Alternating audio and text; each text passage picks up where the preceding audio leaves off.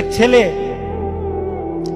তার বাবার কাছে সাইকেল চায়, তার বাবার কাছে সাইকেল চায়, বাবা আমাকে একটা সাইকেল দাও। বাবা ছিল স্কুল মাস্টার, তো বাবা স্কুল মাস্টার, তার বেতন কি, সে কিভাবে সাইকেল কিনে দিবে? কিনে দেয় না। ছেলেও নাসুর বান্দা, সাইকেল চাই কিনে দেয় না, সাইকেল চাই কিনে দেয় না। একবার ছেলে বাবাকে বলল, বাবা আমাকে সাইকেলটা কিনে দাও না। বাবা রাগ করলেন, রাগ কিয়ে বললেন, আরেকবার সাইকেল চাইবি তাহলে পিটাম, তুই আমাকে বিরক্ত করতেছিস। কি বলেন, আমরা বিরক্ত হই না মাঝে মাঝে? সন্তান যদি বেশি আমার ক্ষমতার বাইরে যদি সন্তান কিছু চায় তাহলে আমরা বিরক্ত হয়ে যাই।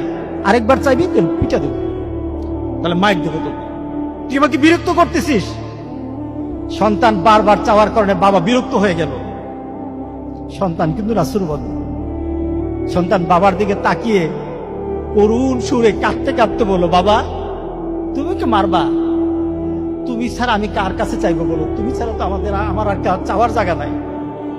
তুমি আমার আব্বা, এছাড়া আমি কার কাছে চাইবো? দেওয়ার ক্ষমতাও যদি তোমার থাকে তোমার কাছে চাইবো, না চাইলে তুইও তোমার কাছে চাইবো।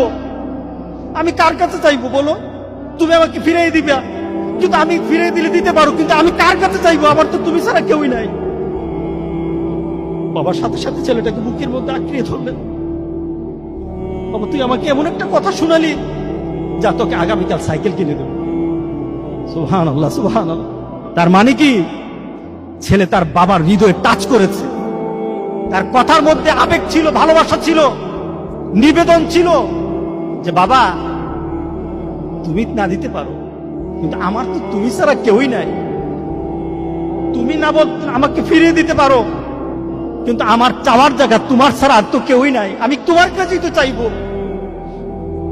আমরা যদি মাবুদের দরবারে, আল্লাহর দরবারে এভাবে চাইতে পারতাম, যেই মাবুদ দিতেই পারে, দিতেই পারে, দিতেই পারে, একমাত্র যিনি দিতেই পারে, তার কাছে ওই আবেগ দিয়ে যদি চাইতে পারতাম, কোনদিন কোন জিনিস আমাদেরকে ফিরিয়ে দিতেন না, কোনদিন ফিরিয়ে দিতেন না।